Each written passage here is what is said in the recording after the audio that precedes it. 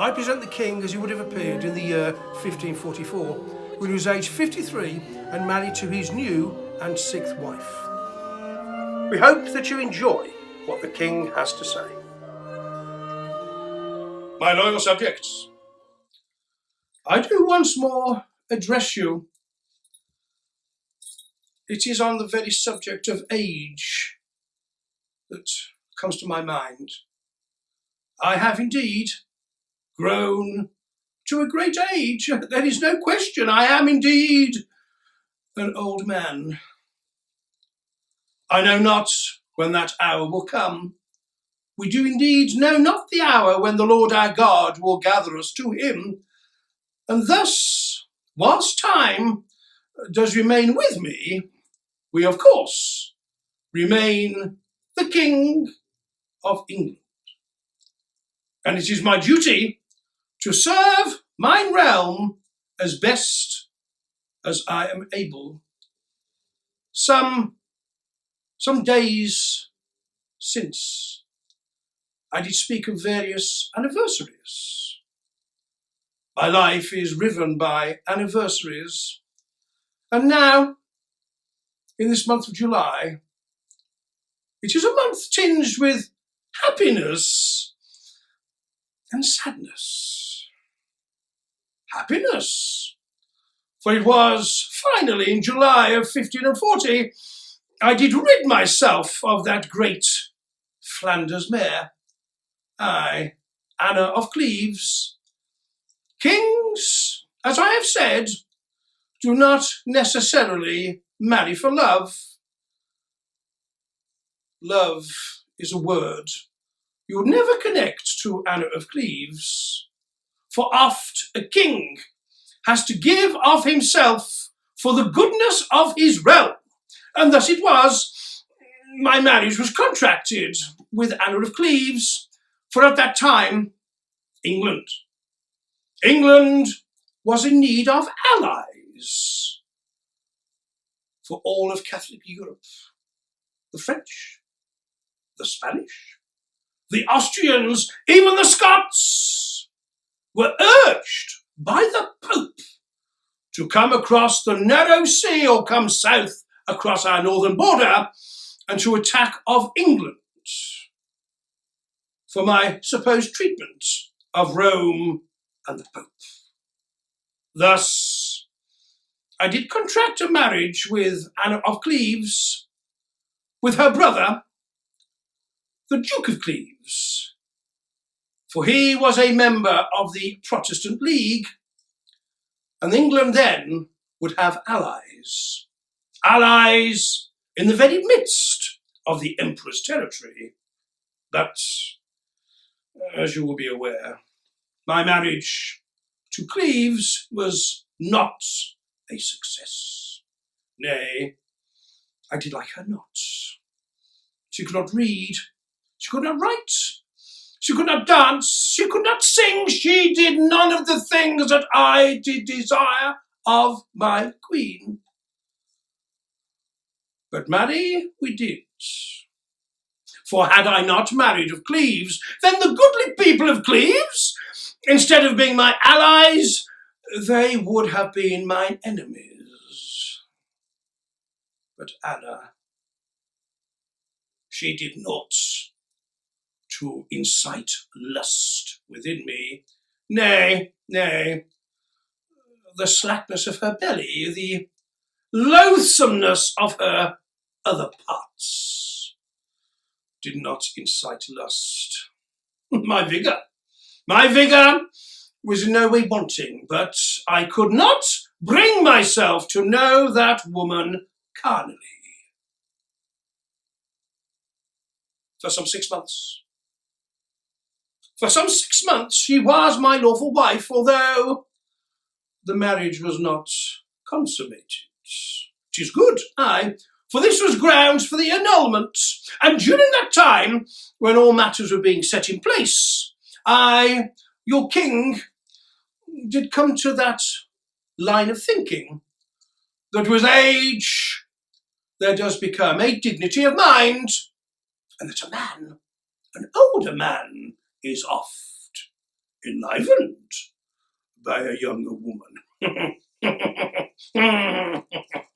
And so once more, I did cast my eye upon my courts. I did not have to look far, for there, in the very household of my ugly wife Anne, there was the most beautiful young lady.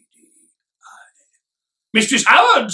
Mistress Katherine Howard. She was beautiful, aye, and young.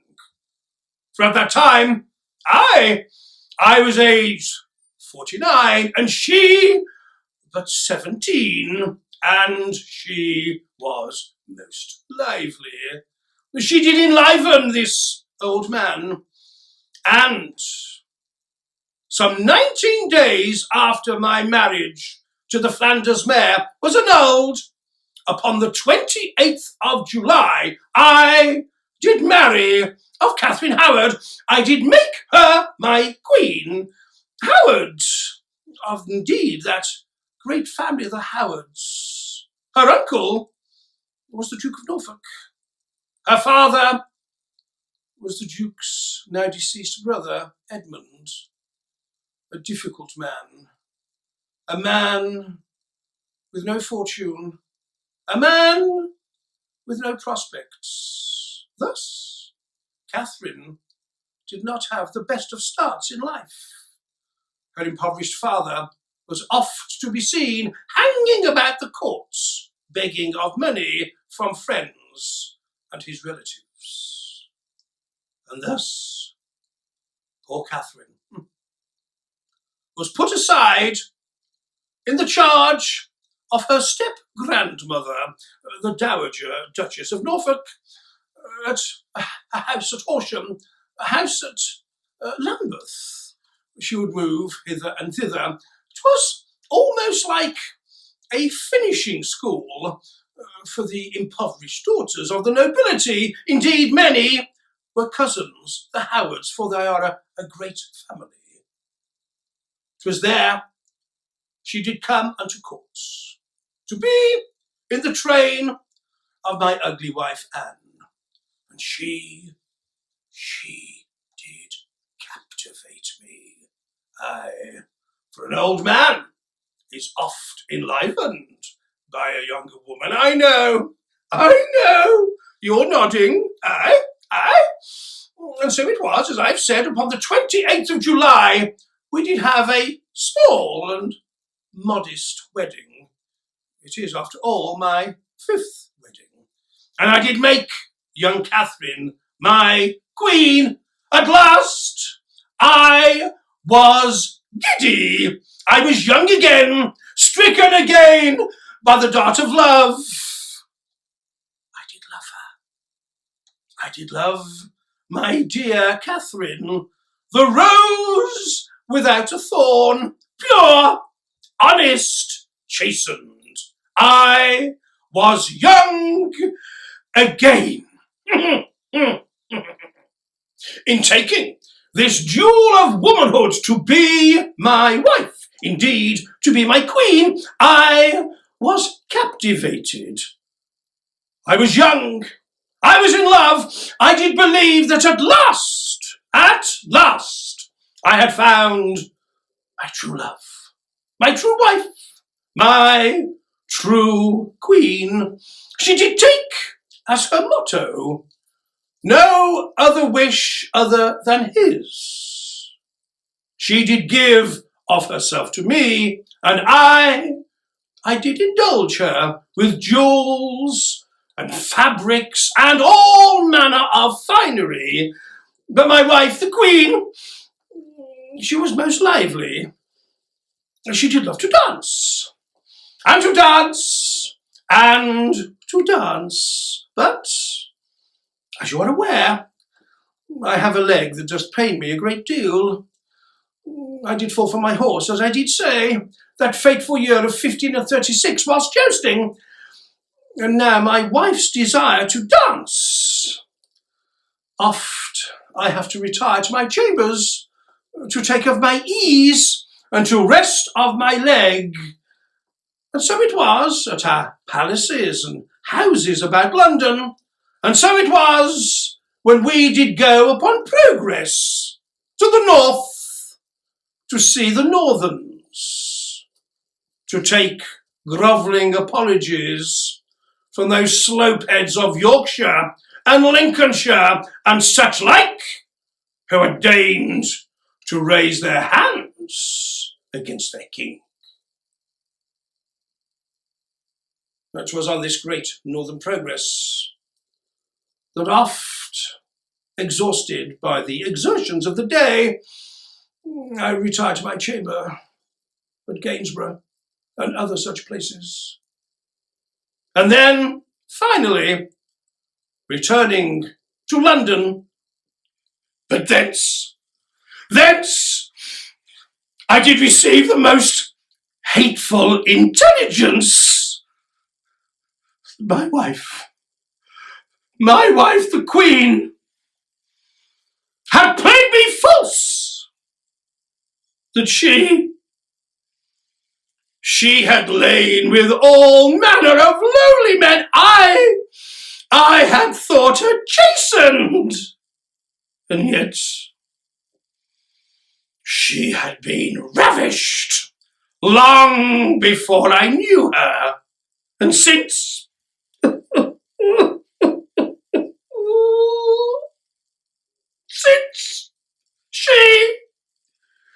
she had lain with gentlemen of the courts.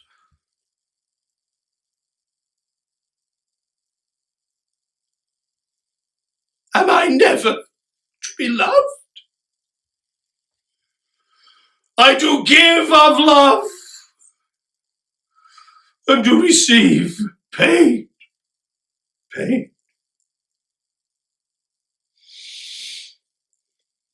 There was proof positive of treason, that my wife the Queen, the rose without a thorn, was no virgin maid. She was sullied. And so, for her treason, she, like her cousin Anne Boleyn before, Howard, she too was sentenced to die, to have her head struck from her body. It is said that we do most please the Lord our God when we do pardon those who have wronged us. But I could not pardon her. It is said that forgiveness does make a man great, but I could not forgive. The night before her execution, Howard, in the Tower, did have the block taken to her chamber so that she may practice placing her neck upon it. For 'twas said that she did wish to die with dignity. Ha! For I will tell, on that morn Howard did step forth upon the scaffold, and did proclaim to all the world that though she died, the Queen of England, she was she died the wife of her lover, Thomas Culpepper.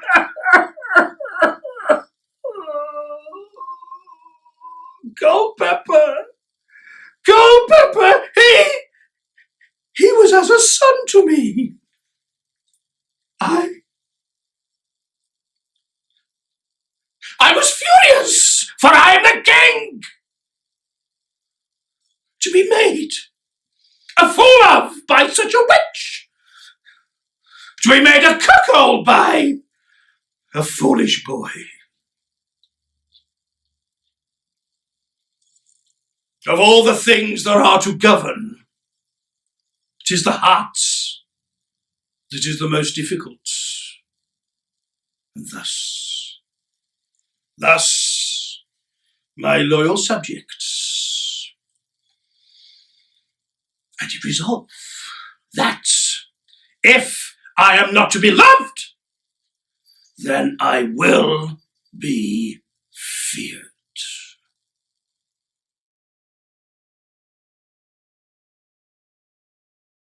For the subscriber giveaway. The competition is open to all subscribers, old and new alike. Once I reach 250 subscribers on my YouTube channel, I will choose one of those subscribers at random out of that 250 to receive a special prize.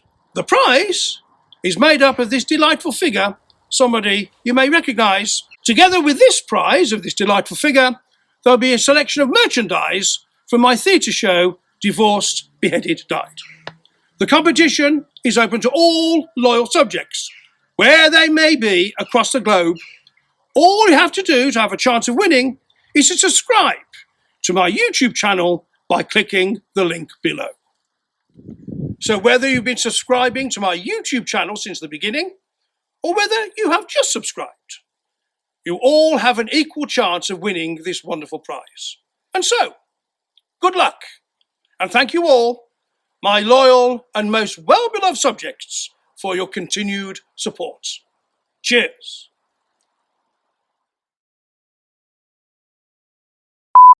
There was proof that she had been ravished long before the phone rang.